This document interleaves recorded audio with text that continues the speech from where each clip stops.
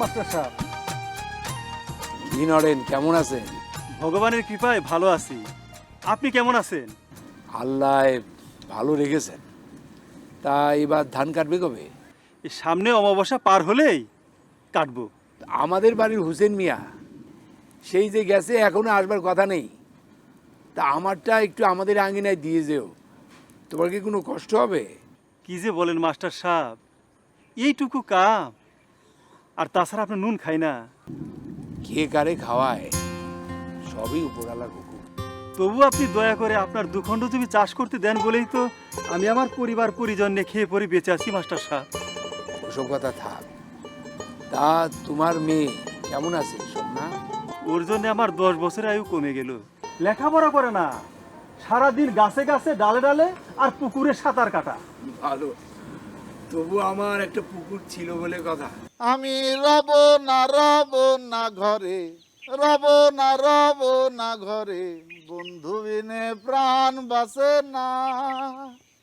আমি রব না ঘরে, রব না ঘরে, বন্ধু বিনে প্রাণ বাসে না। আমার বন্ধু বিনে প্রাণ বাসে না। না না না না গো, বন্ধু বিনে প্রাণ বাসে না। আমার বন্ধু ও গো চিকন কালা, নয়নে লাই গাছে জ্বালা, বিষম কালা ধুইলে ছাড়ে না। ওরে বিষম কালা ধুইলে ছাড়ে না। না না না না গো, বন্ধু বিনে প্রাণ বাসে না। আমি রব না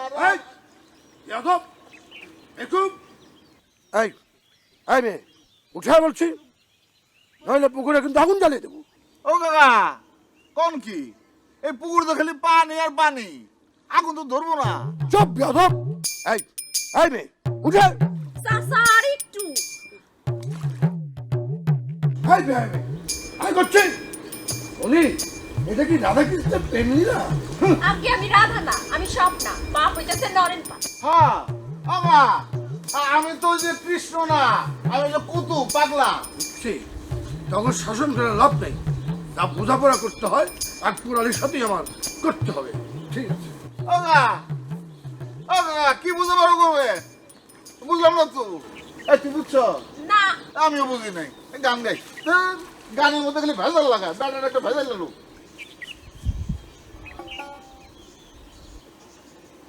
জলের মাঝে ঘর বেঁধেছি, জল হইছে আপন। জলের মাঝে বসত আমার, জল করেছি পণ।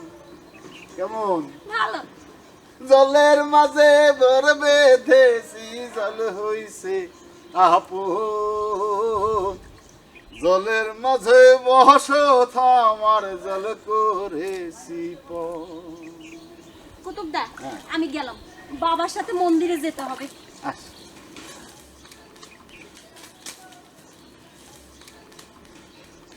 তুমি আমায় সাহিরা যাবা বুঝতে পারি না, তোমায় আমি খুঁজা বেড়াই অসীন ঠিকানা।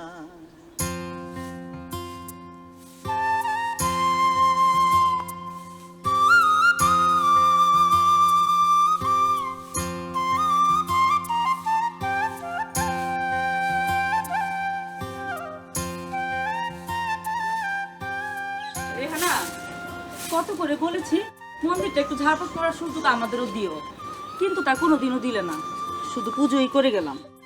বৌদি, আমাদের বাড়ির চৌহদ্দির মধ্যে মন্দির, তোমরা ঝাড়পোছ করবে কেন?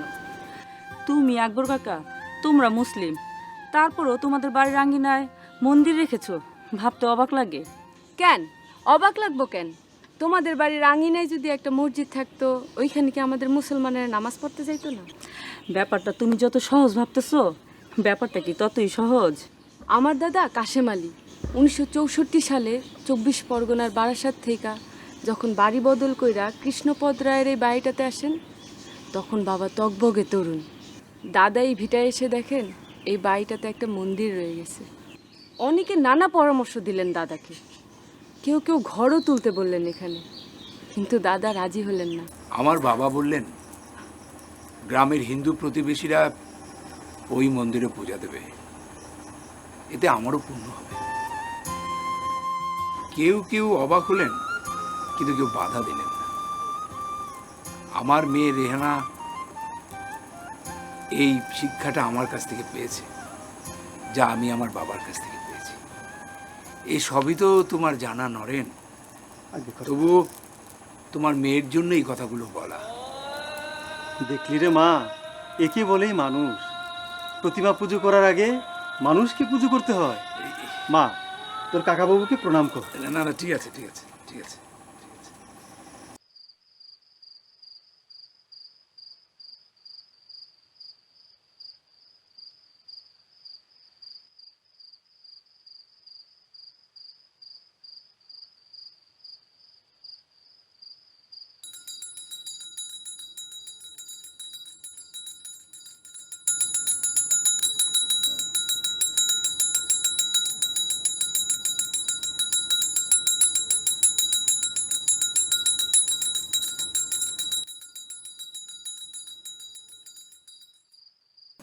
আয় আয়, কিছু বলবি? বল। কষ্ট পাবা না তো? না রে, আমি আর এখন কোনো কিছুতেই কষ্ট পাই না। এই যে কথাটা কইলা, এইটি তো কষ্টের। ওই যে একটা কথা আছে না, কষ্ট তুমি যে আমার নীলমণি। হ্যাঁ, জামাইবাবুর সাথে দেখা হয় না কতদিন? 1.5 বছর। শ্বশুর বাড়ি যাও না কতদিন? 2 বছর। জামাইবাবুরে দেখতে ইচ্ছে করে না? করে। তাহলে যাও না কেন? আমি ব্যবস্থা করে দিই।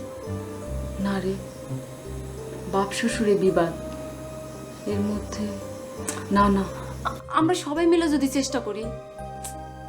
স্বপ্না, বেশি পাকনামো হচ্ছে এবার। নিজের চরকায় তেল দে। আর হ্যাঁ, তোরও তো বয়স হলো বিয়ে, তুই বিয়ে করিস না কেন? দিদি যে কি কও না, আমি হইতেছি গিয়া গেছো মেরে কে বিয়ে করবে শুনি? যা, নয়ন কাকা মন্দিরে তোর জন্য অপেক্ষা করছে। যাচ্ছি, তবে আমার কথাটা একটু ভেবো। আমি তোমার চোখ দেখে বুঝি কি কষ্ট। আচ্ছা, আমি যাই।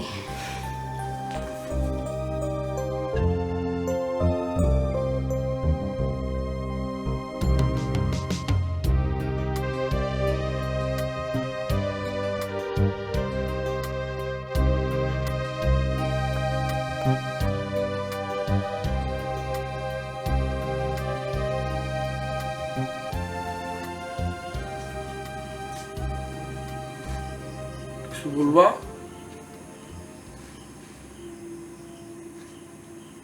ভরং চরং করবা না, আমতা আমতা করবা না।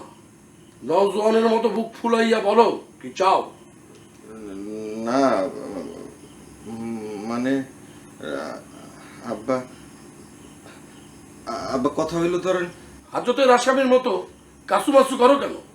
মনে রাখবা তুমি ইয়াসিন মোল্লার ছেলে। এমন ভাবে কথা বলবা যেন বাঘেও বোঝে, ইন্দুরেও বোঝে। না, বলছিলাম রেহানার ব্যাপারটা কি করলেন? রেহানা তোমার বউ, এটা তুমিই বলো। সে তো নিজ ইচ্ছা শ্বশুর বাড়ি ত্যাগ করে বাপের বাড়ি চলে গেছে। জি না, আপনি তাকে যাইতে বাধ্য করছেন। তুমি আমার সামনে গলা উঁচাইয়া কথা বলো বিয়াদব। আপনি তো বললেন নজওয়ানের মতো বুক ফুলায় কথা বলতে। তা ঠিক। তোমার যদি এত ইচ্ছে হয় তাহলে শ্বশুর বাড়ি গিয়ে থাকো।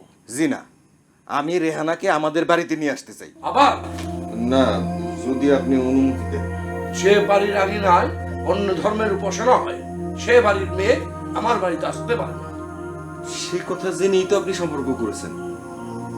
ভাবছিলাম আকবর আলীর শুভবুদ্ধির উদয় হবে, কিন্তু বাস্তবিক তা হয় নাই। কিন্তু গ্রামের মানুষ সবাই আমার শ্বশুরকে সম্মান করে, শ্রদ্ধা করে। আব্বা, আমাদের স্বাধীনতার মন্ত্রের মধ্যেই আছে যে এক ধর্মের মানুষ আরেক ধর্মকে শ্রদ্ধা করবে। তুমি কি আমার সাথে পলিটিক্যাল ডিসকাশন করতে চাও? জি না, তবে রেহানা আমার শর্ত মানতে হবে। কোনো শর্ত দিয়ে আমি দুলালের সঙ্গে তোমাকে বিয়ে দেইনি। উনি হঠাৎ করে নতুন বায়না ধরলে তো হবে না। দুলালের সঙ্গে কি তোমার কথা হয়? হয়, খুব কম। তার কি ইচ্ছে? তার নিজের কোনো ইচ্ছা নাই। একবার আপনাকে সমর্থন করে, আবার কখনো তার বাপকে। এদের বলে কাপুরুষ। বিবেকবান মানুষকে এক পক্ষ না এক পক্ষ নিতেই হয়। এখন একবিংশ শতাব্দী, মানুষ সভ্যতার শিখরে বাস করছে। এ সময় মসজিদ মন্দির এসব নিয়ে ভাবলে চলবে? এনিওয়ে, তোমাকে ডেকেছি তোমার মতামত জানার জন্য। অনেকদিন তো হয়ে গেল, তোমারও তো জীবন আছে। আমার মতামত খুবই স্পষ্ট বাবা। দাদাজান যে মন্দির নিজ হাতে রক্ষণাবেক্ষণ করতেন, তার দায়িত্ব দিয়ে গেছেন আপনার ওপর। শেষ বয়সে এসে সে দায়িত্ব আপনি দিয়েছেন আমাকে। সে দায়িত্ব থেকে আমি সরে দাঁড়াতে পারি না বাবা। বাবা, আপনি নিজে রোজা রাখেন, নামাজ পড়েন, আমাকেও তাই শিখিয়েছেন। তারপর অন্য ধর্মের প্রতি এইটুকু সহমর্মিতা আমাকে আনন্দ দেয় বাবা। কিন্তু তোর সংসার, জীবন, দেখি না ভবিষ্যৎ কি বলে। আমি বুঝতে পারি আমার রক্ত তোর মধ্যে দিয়ে প্রবাহিত, কিন্তু কোনো কিন্তু নেই তো বাবা। অন্য কারো শর্ত বা খেয়াল পূরণের জন্য তো আমরা পুণ্যকর্ম থেকে দূরে থাকতে পারি না। তাছাড়া আপনিই তো বলেন, যার যার ধর্ম তার তার কাছে।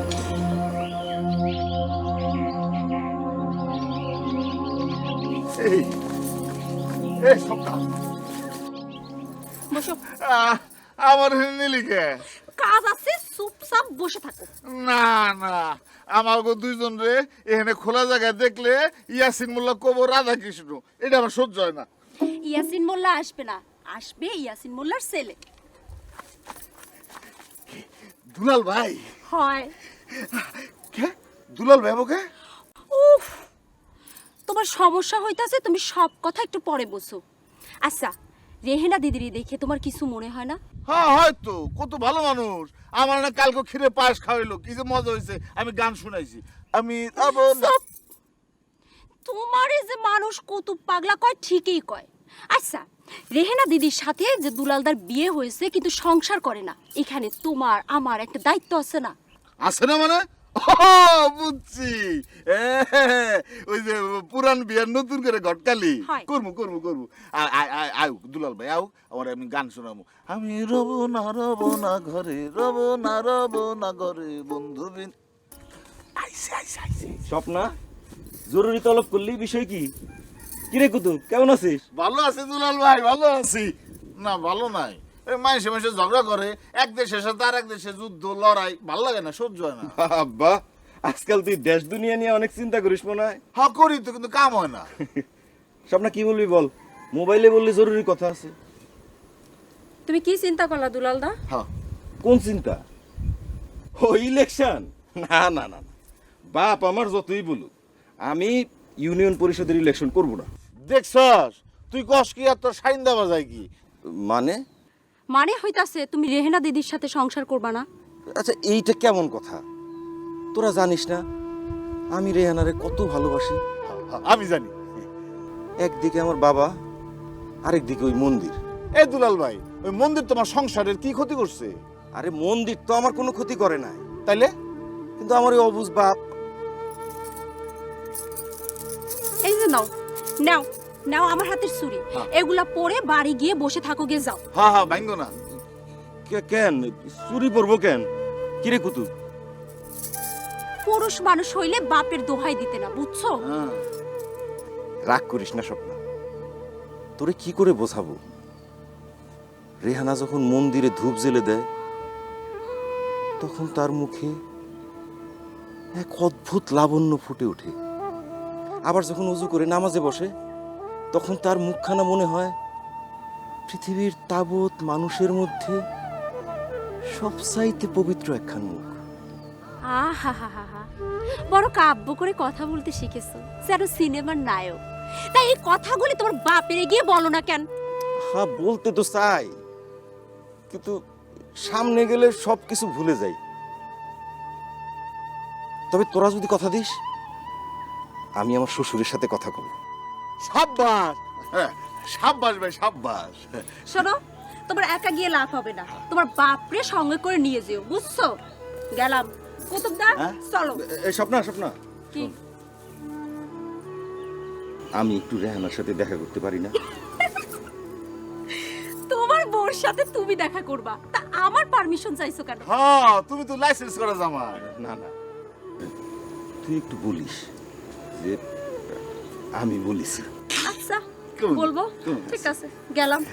কুতুবদা, চলো। আরে আসো। পরে গান শোনা মনে কেমন করে দেখো না, খালি টানাটানি করে, ভালো লাগে না।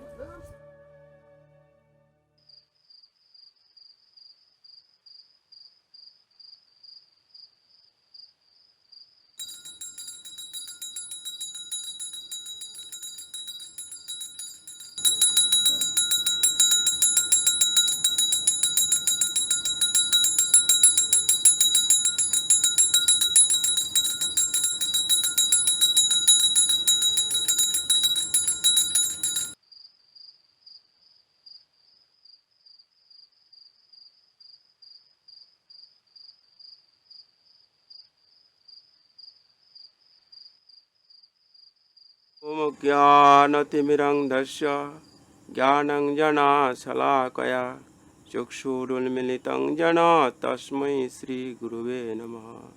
श्रीचैतन्यमनःभीष्टं स्थापितं येन भूतले स्वयंरूपकदामर्जं ददाति सापदान्तिकं। नारायणं नमस्कृतं नरं चैव नरोत्तमं देवीं सरस्वतीं व्यासं ततो जयमुदीरये। नष्टप्रायस्य अभद्रेषु नित्यं भागवत सेवया भागवत उत्तम श्लोके भक्तिर्भवति नष्टकृते। मुखं करोति वाचालं पङ्गुं लङ्घयति गिरिं यत्कृपातमहं वन्दे परमानन्दमाधवं।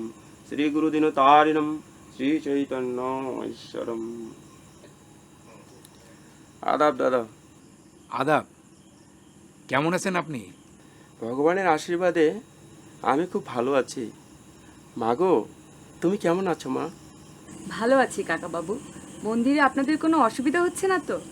মাগো, হৃদয়পুর গ্রামে ভগবানের কৃপায় তোমাদের মতো মানুষ পেয়েছি, এই যে আমাদের পরম সৌভাগ্য।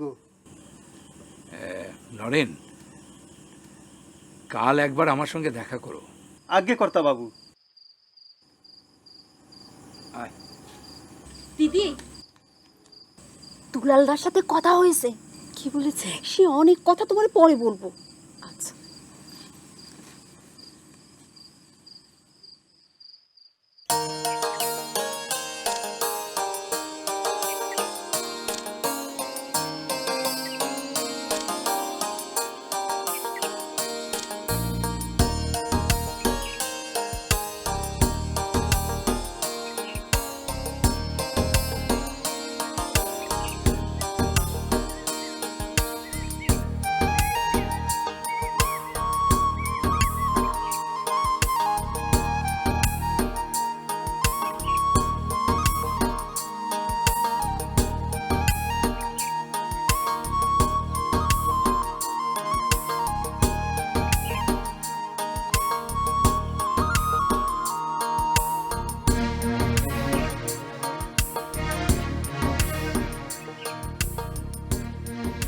আদাব, আপনি আমাকে একটু সাহায্য করতে পারবেন? হ্যাঁ, বলুন। এটা তো হৃদয়পুর গ্রাম। হ্যাঁ দিদি। আমি আকবর আলী সাহেবের বাসায় যেতে চাই। আকবর আলী তো দুজন আছে। একজন হচ্ছে আকবর আলী তালুকদার, আরেকজন হচ্ছে আকবর আলী মাস্টার। মাস্টার মানে আকবর আলী মাস্টার সাহেবের বাসায় যেতে চাই আমি। আমি আকবর আলী মাস্টার। আপনি? হ্যাঁ, ঠিক আছে ঠিক আছে। তুমি কে? আগে আমি ওপার বাংলা থেকে এসেছি, 24 পরগনা বারাসাত। বারাসাত? সেই বারাসাত কৃষ্ণপদ রায়ের পুত্র। কৃষ্ণপদ রায়, বারাসাত, ডাকবাংলো রোড। এই গ্রামে ওনার বাড়ি ছিল। তারপর অদল বদল 1964। ও মাই গড, কতবার ভেবেছি আমি আমাদের বাড়িতে একবার দেখতে যাব। চারিদিকে সর্ষে ক্ষেত, মাঝখানে আমাদের বাড়ি, দূরে হাইওয়ে, এই কলকাতার বড় বড় গাড়িগুলোতে ওই রাস্তা দিয়ে চলে যেত। তা আপনার নামটা? আগে দেবেশ রায়। দেবেশ।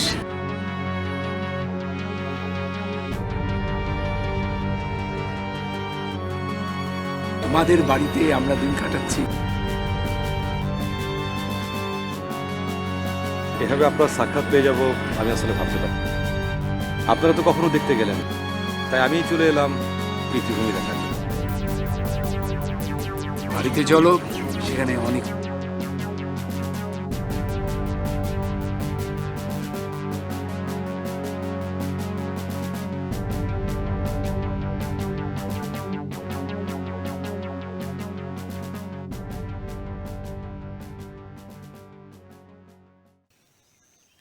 আমার মেয়ে।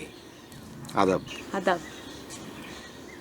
এই বাড়িটা ওদেরই ছিল, ও সব ইতিহাস জানে। বারাসাতের ওই বাড়িটাতে বাবার জন্মেছিলেন, তাই না বাবা? বাবা গল্প করতেন বাড়ির সামনে নাকি পাশাপাশি 17টা নারকেল গাছ ছিল। কেউ কেউ ওই বাড়িটাকে নারকেল বাড়ি বলতো। আপনি তো অনেক কিছু জানেন দেখছি। এখনো মানুষ ওই বাড়িটাকে নারকেল বাড়ি বলেই চেনে। তোর দাদা নিজ হাতে ওই গাছগুলো লাগিয়েছিল।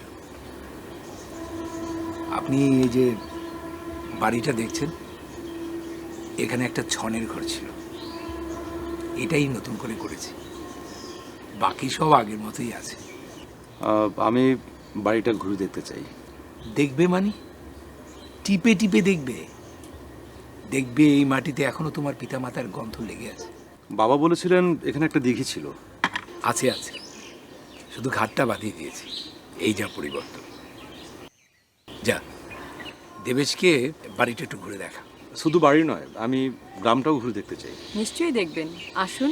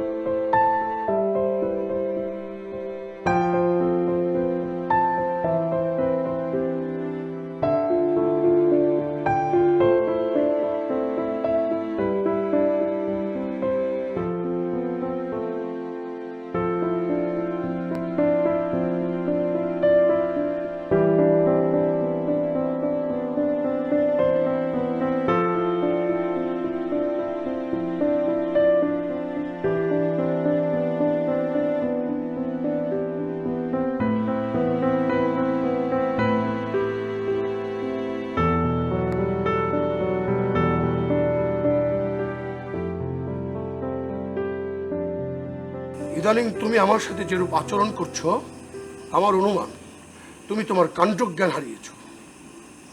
কি আচরণ করলাম আমি? স্ত্রীর জন্য ব্যাকুল হয়েছো।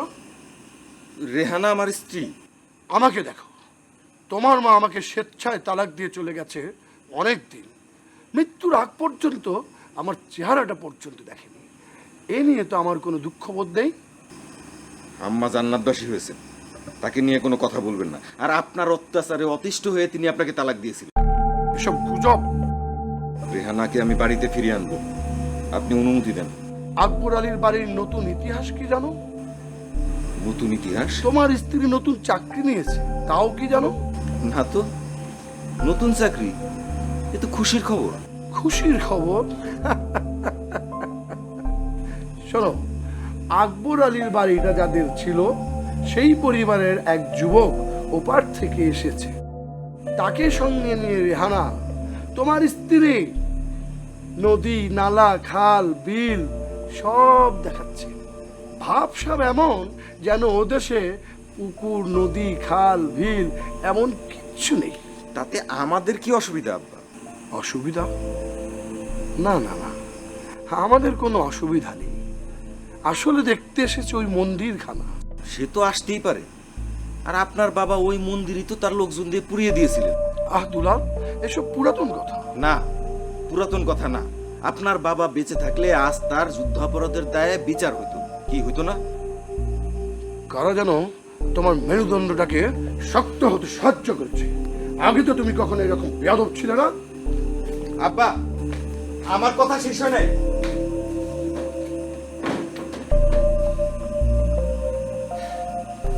আমি মরছি খুঁজে সেই দোকানের সহজ ঠিকানা, যেথায় আল্লাহরি গড ভগবান এক থালাতে খায় খানা। ভক্তি যোগের আগুন জেলে গৌরাম কৃষ্ণ করাইতে ঢেলে, বুদ্ধ নানক যিশু সাকে, বুদ্ধ নানক যিশু সাকে, প্রেম রসের মিহিদানা, ওরে প্রেম রসের মিহিদানা। আমি মরছি খুঁজে সেই দোকানের সহজ ঠিকানা। সাধু সাধু সাধু।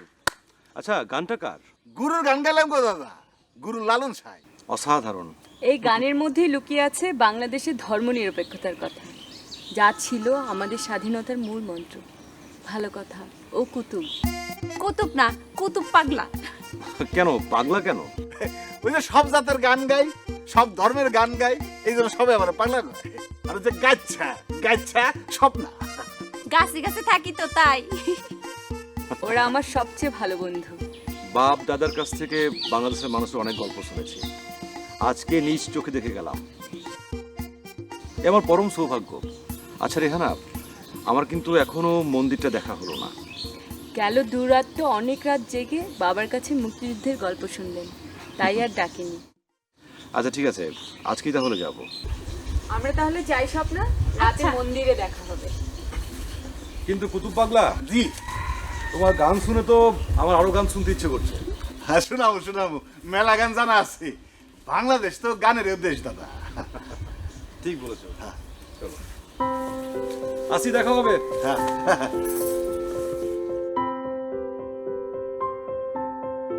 মায়া লাগে না দেখুন। আমি মরছি খুঁজে সেই দোকানের সহজ ঠিকানা। ওই গানটার নাম?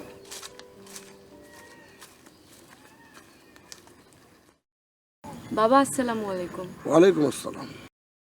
বাবা? আমার শ্বশুর আব্বা। আদাব। বাবা, ইনি দেবেশ রায়, কলকাতা থেকে এসেছেন, পেশায় সাংবাদিক। বাবা, আপনি তো জানেন উনি কৃষ্ণপদ রায়ের। হ্যাঁ, আমি জানি, সব জানি। ওই মন্দিরের মালিক। না না, মন্দিরের মালিক তো এখন উনারা। আশ্চর্য। কি আশ্চর্য? উনি এভাবে চলে গেলেন কেন? সে আমি কি করে বলবো বলুন। ও, আরেকটা কথা, আপনি যে বিবাহিতা সেটা তো আপনি আমাকে বলেননি, আপনার বাবাও আমাকে বলেননি। এটা কি ঢোল পিটিয়ে বলার মতো কথা?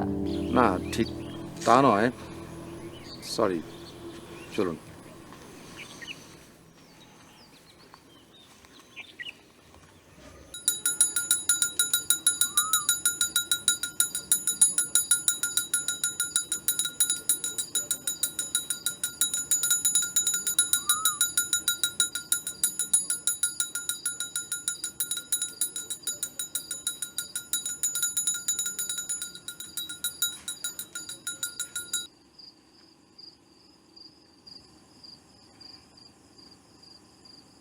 আপনি দেবতা। না, ওভাবে বলো না। আমাদের মুক্তিযুদ্ধের মূল শর্তটা কিন্তু ছিল এই সাম্প্রদায়িক সম্প্রীতি। কাকা, বাবা, দাদা সকলের কাছ থেকেই শুনেছি, গল্প, উপন্যাস, নাটকে দেখেছি বাংলাদেশের মানুষের সাম্প্রদায়িক সম্প্রীতির কথা, ধর্মীয় সহাবস্থানের কথা। আজকে আমি নিজ চোখে দেখে গেলাম। আপনাদের এই ঋণ না না, ওভাবে বলো না। মাস্টার সাহেব, কি নরেন, কিছু বলবে? আগে কর্তা, আমার বিচারটা করলেন না? কেন, আবার কি হয়েছে? কোন বিচার? আমার মেয়ে স্বপ্না আগে দুপুরে সাঁতার কাটতো, এখন রাইতেও সাঁতার কাটে। আচ্ছা ঠিক আছে, তুমি ওকে নিয়ে বাড়িতে এসো। চলো দেবেশ। আগে কর্তা।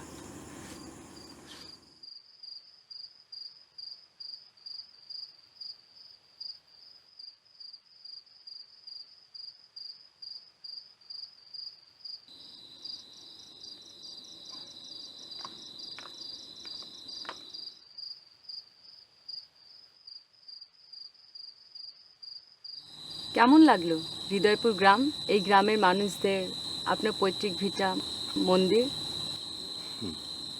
জানেন তো, আমি একজন সাংবাদিক, সাহিত্যিক নই। যদি সাহিত্যিক হতাম তাহলে আমার এই সমস্ত অনুভূতি নিয়ে একটা মহাকাব্য লিখতাম। তাই নাকি? এত ভালো লেগেছে?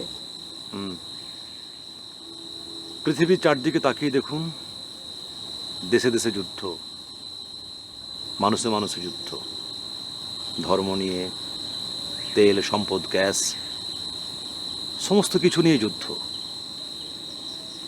আর সেই পৃথিবীতে ছোট্ট একটা দেশ, বাংলাদেশ, এই দেশের এক ধর্মের মানুষ আর এক ধরনের উপাসনালয় জীবন দিয়ে আগলে রাখে। মহাকাব্য লেখবার জন্য এর চেয়ে বড় উপাদান আর কি হতে পারে? ধরুন সত্যি যদি এসব নিয়ে একটি মহাকাব্য লিখতে হয়, তাহলে কি তার নায়িকা আমি হব, সীতা? রামায়ণে সীতাকে কেন বারবার পরীক্ষা দিতে হয়েছে জানেন তো? কেন? রামের মুখ উজ্জ্বল করবার জন্য, যাতে দেশের মানুষের কাছে রাম আরো সম্মানিত হন। কিন্তু আপনি কোন রামকে সম্মানিত করতে চাচ্ছেন? আপনি তো কোনো রামকে সম্মানিত করতে চাচ্ছেন না।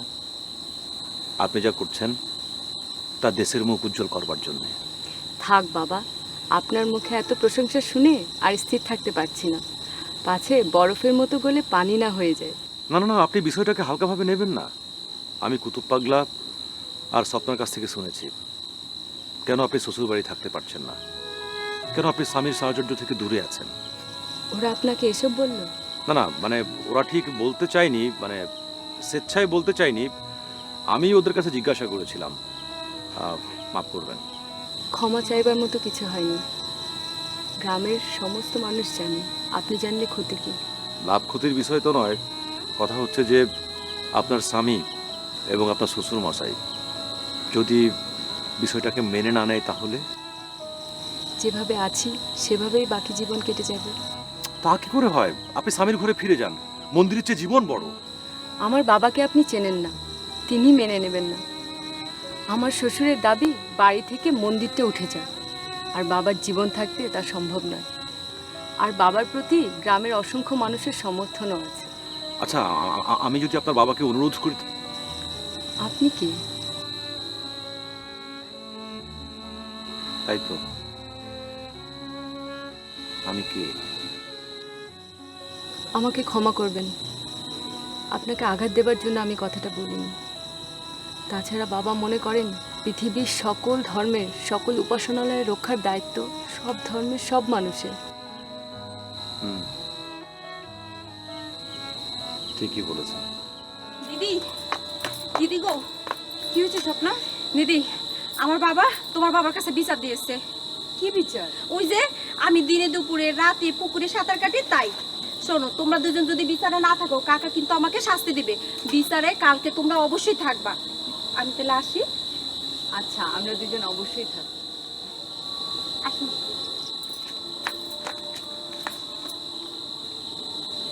আপনি কি আরো কিছুক্ষণ বসবেন? না, ঠিক আছে, চলুন। চলুন।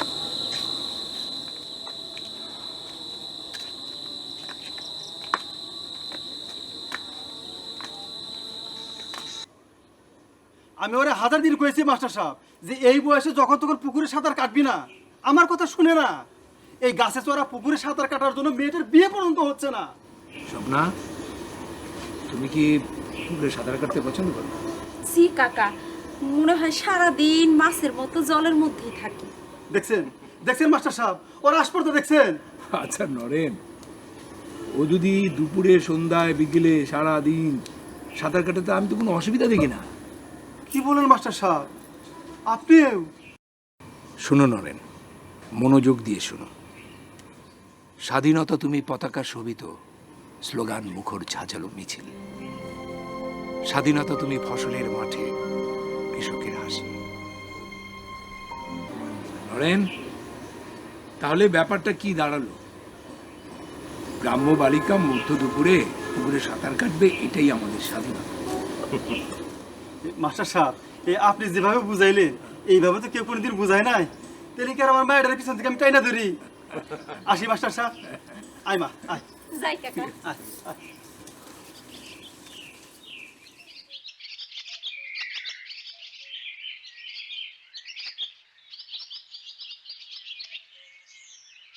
কোথায় যাও? কি কথা বলো? তোমার সাথে তো আমার কোনো বিবাদ নাই। বিবাদ হইল আমার বাবার সাথে তোমার বাবার। কোথায় যাও? বাবার স্কুলের পেনশন আনতে। ও আচ্ছা, তোমাদের বাড়িতে যে নতুন মেহমান আসছে সে কেমন আছে? ভালো। তোমার বাবা সেদিন ভদ্রলোককে অপমান করছে। বাবারে তো তুমি চিনোই, তুমি কিছু মনে করো না। আমার মনে করার কিছু নাই, তবে যিনি মেহমান তিনি তো এই দেশের না, তিনি অপর দেশ থেকে আসছে। উনি যদি খুব মাইন্ড করে থাকেন তাহলে আমি ওনার কাছে ক্ষমা চাইব, অবশ্য তুমি যদি অনুমতি দাও। না, তার দরকার নাই। তিনি বিশিষ্ট ভদ্রলোক। তবে অপমানিত হয়েছি আমি। সে জানতে পারলো কেমন ঘরে আমার বিয়ে হয়েছে। তাইলে তাইলে আমি তোমার কাছে ক্ষমা চাই। দরকার নাই, পথ ছাড়ো, বেলা যায়, বাড়ি ফিরবো, তারপর রান্না বান্না। দাঁড়াও, আজ তোমার জন্মদিন, এই সামান্য উপহার।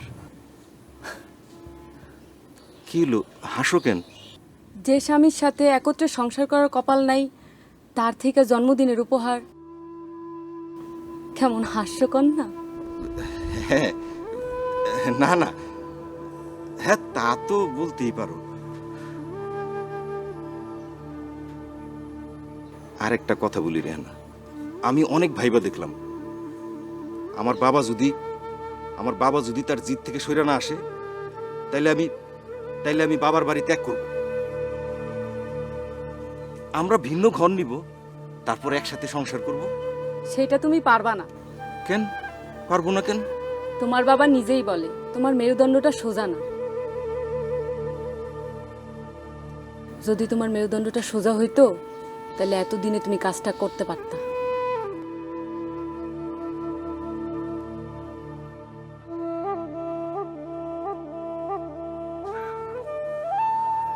তা অবশ্য ঠিক।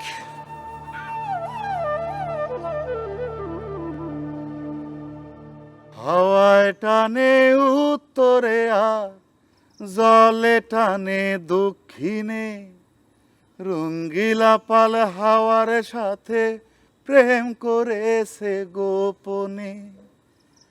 হাওয়ায় জলে টানা টানি নৌকা পরে দ্বিধায় রে, রঙ্গিলা পাল তুইলা মাঝি ঘুমায় রে, মাঝি ঘুমায় রে, মাঝি ঘুমায় রে, রঙ্গিলা পাল তুইলা মাঝি ঘুমায়। সাধু সাধু সাধু সাধু। দাদা, একটা রিকোয়েস্ট করি, গুসা করবা না তো? আরে না না, গোসা করবো কেন, বলো কি বলবে। রেহানা দিদিরে তুমি বিয়া করো। সেই কথা কেন? আশ্চর্য। আশ্চর্য না দাদা, রেহানা দিদির বাইর থেকে যেরকম হাসি খুশি দেখা যায়, আসলে তা না, তার ভিতরে অনেক যন্ত্রণা কষ্ট কেউ বুঝে না দাদা। আমি বুঝি, হ্যাঁ আমি বুঝি, একা বুঝি। রেহানার কিসের কষ্ট? কি কো, যে মায়া বিয়ার পরে তার স্বামীর ঘরে তার ঠাই হয় না, সে তো অবাগিনী। হ্যাঁ, আমি অবশ্য তাকে বলেছি মন্দিরের সেবায় হওয়ার তোমার দরকার নেই, তার চেয়ে বেশি দরকার স্বামীর সংসার। আমরা কি কম করি গো দাদা, কথা শোনে না, সে তো অন্যরকম মানুষ, 8-10টা মানুষের মতো না। আর ওই যে আমাকে আকবর চাচা, সে তো মুক্তিযোদ্ধা ছিল, ভাঙবো তো মস্কাবো না, এমন ভাবে কথা কয় মনে হয় এখনো দেশে মুক্তিযুদ্ধ চলে, অস্ত্র নিয়ে দেশ পাহারা দেয়। আচ্ছা কুতুব, তুমি আমাকে একটা কথা বলো তো, কোনটা? তুমি বিয়ে করছো না কেন? কি কয়, আশপাশে 10 গ্রামের মানুষ আমার কাছে মেয়ে বিয়ে দিব। সে কি কথা? তুমি কত ভালো মানুষ, তার মধ্যে এত ভালো গান করো। এই গান দেই তোমার শত্রু গো দাদা। কেন শত্রু কেন? এই যে গান গাই বলে টাকা নাই, আর টাকা নাই বলে বউ নাই। আচ্ছা কুতুব, আমি তাহলে উঠি। রেহানাকে আবার না বলে এসছি, হয়তো খুঁজবে। এই শুনো, ওই আজকে তো রেহানা দিদির জন্মদিন, সন্ধ্যার সময় আগে বাড়িতে গান বাজনা হবো, তোমার কয় নাই? না তো। ও বুঝছি, এই সারপ্রাইজ দিব মনে হয়। অসুবিধা নাই। হয়তো।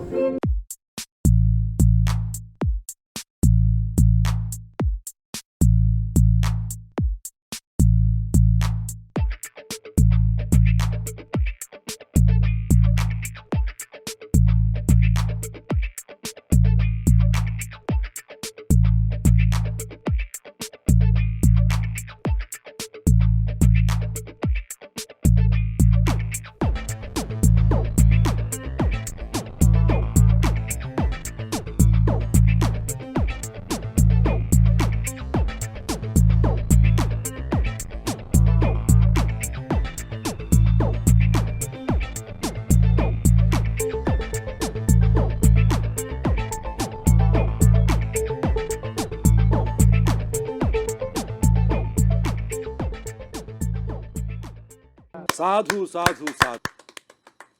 দুলাল ভাই, আয় আয় আয়। ওয়ালাইকুম আসসালাম। বহেন বহেন বহেন।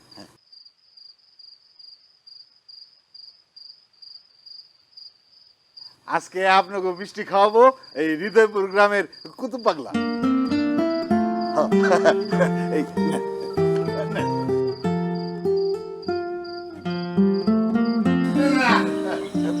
এই নেন। কুতুব পাগলা নিজে নিয়ে এসে মজা।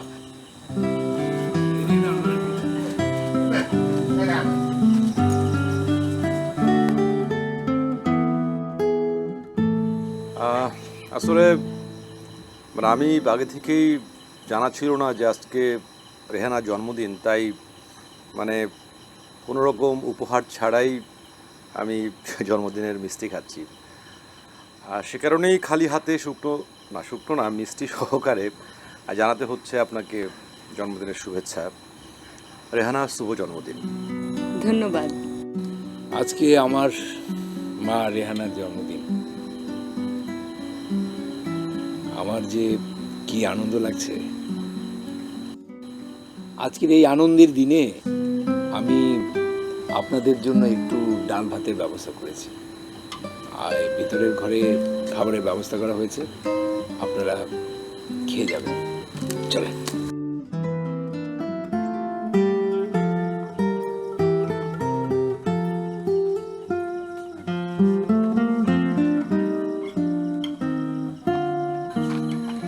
পরিচয় করিয়ে দিই, ইনি দেবেশ রায়, ওপার বাংলা থেকে এসছেন। এই বাড়িটা আমি সব জানি, আপনার কথা আমি শুনেছি। হৃদয়পুরে আপনাকে স্বাগতম। ধন্যবাদ। আজ আসি, বাবা বাড়িতে জেগে বসে থাকবে। সে কি, আপনি রাতের খাবার খেয়ে যাবেন না? সম্ভব হবে না, পারলে অন্য কোনো এক সময়। আসি রে না। সে কি, উনি ব্যারাম করে চলে গেল কেন? ওই যে বলল বাবার অনুমতি ছাড়া শ্বশুরবাড়িতে একবেলা খাবার মুরদ নেই। উনি যে এখানে এসেছিলেন সেটাও তার বাবার কাছে গোপন রেখেছেন। তুমি কি আমার মুখে চুনকালি মাখাতে চাও? কিরকম? কোন লজ্জায় তুমি কাল রাতে রেহানাদের বাসায় গিয়েছিলে? তুমি কি আমার অনুমতি নিয়েছো?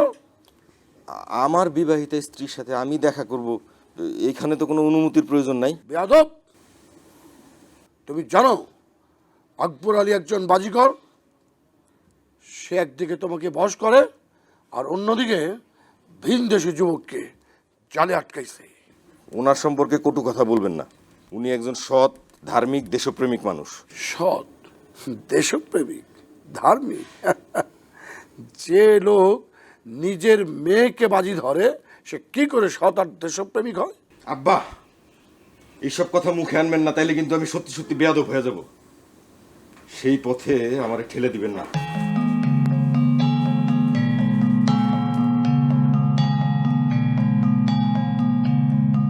কোন কারিগর যে আমার দুলালের মেরুদণ্ডটা সোজা করে দিল তা বুঝতে পারলাম না।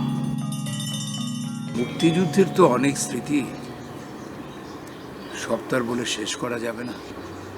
তবে একবার তখন আমি রৌমারি ক্যাম্পে, রৌমারি ক্যাম্প হচ্ছে আমাদের মুক্তিযুদ্ধের সবচেয়ে বড় একটা ক্যাম্প। হ্যাঁ, আমি আপনাদের মুক্তিযুদ্ধের ইতিহাসের দু একটা বই পড়েছি। তখন ছিল অক্টোবর মাস, এরকম হালকা শীত পড়েছে। উপর থেকে অর্ডার আসলো আমাদের অপারেশন যেতে হবে। সেই অর্ডার পেয়ে আমাদের ভিতরে কি উল্লাস! অপারেশনের অর্ডার মানে তো যুদ্ধ শুরু, তাতে এত উল্লাস? বলে কি, মুক্তিযুদ্ধের উপর ট্রেনিং নিয়েছি, কেবল অপেক্ষায় আছি কবে সম্মুখ যুদ্ধে যাব। আমাদের ক্যাম্পে একটা যোদ্ধা ছিল, ওর নাম ছিল বাদল। যেখানে অপারেশনটা হবে বাদলের বাড়ি সেখানেই। কিন্তু বাদল আমাদের দলে থেকে বাদ পড়ে গেল। সে কি তার আফসোস! যেদিন আমরা অপারেশনে যাব তার আগের দিন রাতে বাদল আমাকে একটা চিঠি দিল ওর মাকে দেওয়ার জন্য। চিঠিটা আমি পকেটে রেখে দিলাম। কিন্তু অপারেশনে যাওয়ার ঠিক পূর্ব মুহূর্তে অর্ডার এলো যে বাদল আমাদের সঙ্গে যাবে। বাদলের খুশি দেখে কি! বাদল আমাকে কানে কানে বলল যে যুদ্ধ শেষে ও মায়ের সঙ্গে দেখা করবে। তারপর তুমুল যুদ্ধ হলো, 12 জন মারা গেল, আমাদের মধ্যে একজন শহীদ হলো। কে?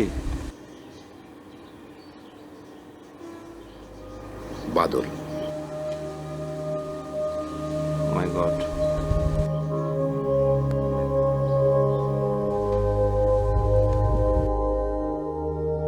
চিঠিটা? যুদ্ধ শেষে আমি বাদলের মায়ের সাথে দেখা করলাম। চিঠিটা আর দেয়া হলো না। বাদলের মাকে মিথ্যা বলতে হলো যে বাদল বেঁচে আছে। আর সেই চিঠিটা?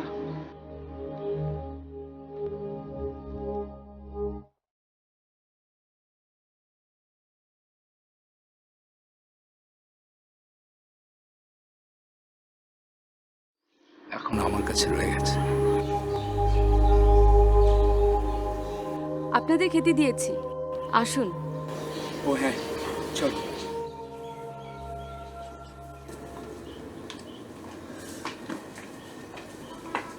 আসসালামাইকুম। আরে রেহানা, আমাদের জন্য এত বড় সারপ্রাইজ অপেক্ষা করছে, আপনি তো আগে বলেননি। কেমন আছেন? ভালো আছি, আপনি ভালো? আমি রেহানাকে বলেছিলাম তোমাকে পদ্মার ইলিশ খাওয়াবে। দুলাল এসছে, ভালোই হলো। হ্যাঁ, আমি আমার দাদুর কাছে গলন্দ ইলিশের অনেক গল্প শুনেছি। তোমার দাদুর সময়কার ইলিশ কি আর আছে? সবই তো নদীর ঘাট থেকে বিলেতে চলে যায়। তোমাদের দেশেও প্রচুর ইলিশ যায়। আরে বিআই সাহেব আছেন, বসেন বসেন। থামেন। জয় জয় বদমাস! আমি তোর ইলিশ মাছ দিয়ে করে খাওয়াই নাই? নির্লজ্জ কোথাকার! এসব আপনি কি বলছেন? চুপ করো বেয়াদব! একদিকে স্বামীরে বসাইছো, আরেকদিকে আমার মেহমান। চেনা আছে তোমার সে মেহমানকে আমার? ইয়াসিন মোল্লা, তুমি আমার আঙিনে আসছো, তা না হলে? আকবর মাস্টার, তুমি ডাকাত! 1971 মুক্তিযুদ্ধের নামে ডাকাতি করছো। সীমা লঙ্ঘন করলে আমি আপনাকে অপমান করবো। এত বড় কথা! কি করছেন আপনি? এবার কিন্তু আপনি সীমা লঙ্ঘন করছেন। আকবর মাস্টার, এটা কি তোমার মেহমান? না, আমি মানুষ। অমানুষের মতো কাজ করছেন আপনি। আপনি একজন মুক্তিযোদ্ধাকে ডাকাত বলছেন। আর কয়দিন ইয়াসিন মোল্লা, তোমার নেতাদের মতো তুমিও ছাড়া পাবে না। আমার মেয়ে কোনোদিন তোমার বাড়িতে যাবে না। বেরিয়ে যাও, গেট আউট! ঠিক আছে, মনে থাকবে।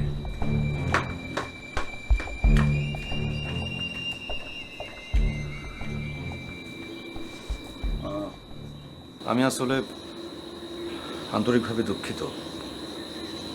মানে আমার কারণেই আপনাদের সংসারে সব কিছু লটপালট হয়ে গেল। কাকাবাবু, আমি আগামীকালই চলে যাব। শুধু আপনাদের কাছে একটা অনুরোধ, যাবার সময় আমি এই পবিত্র মাটির এক মুঠো আমার মায়ের জন্য নিয়ে যেতে চাই।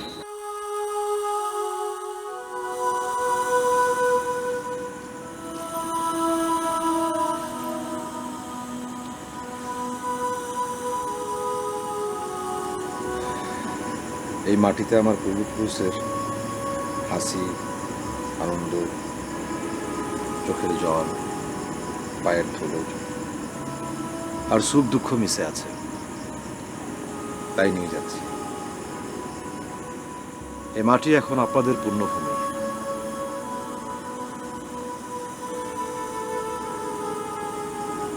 আরেকটা কথা,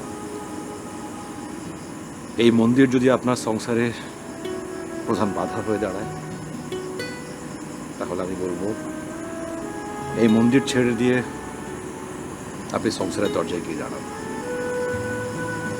এটা আমার অনুরোধ।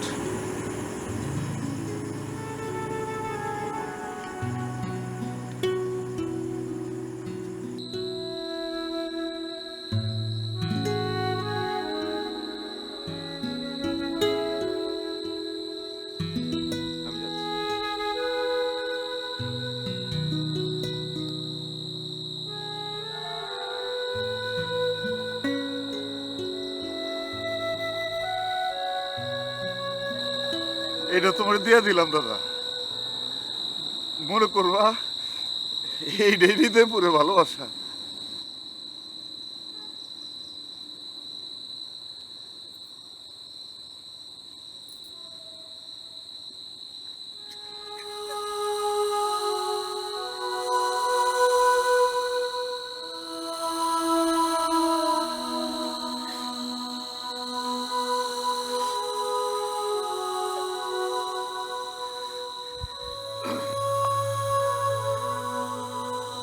আমি যাচ্ছি কুতুব ভাই।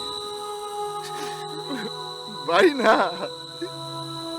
পাগলা, কুতুব পাগলা, কুতুব পাগলা। আমি যাচ্ছি কুতুব ভাই।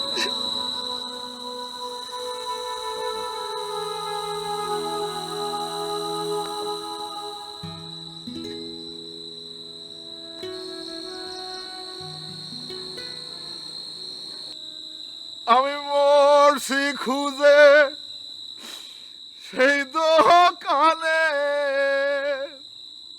সহজ ঠিকানা যেথায় আল্লাহরি গড ভগবান এক থালাতে খায় খানা, যেথায় আল্লাহরি গড ভগবান এক থালাতে খায় খানা। আমি মরছি খুঁজে সেই দোকানে, সহজ ঠিকানা যেথায় আল্লাহরি গড ভগবান এক থালাতে খায় খানা। আমি মরছি খুঁজে সেই দোকানে, সহজ ঠিকানা যেথায় আল্লাহরি গড ভগবান এক থালাতে খায় খানা।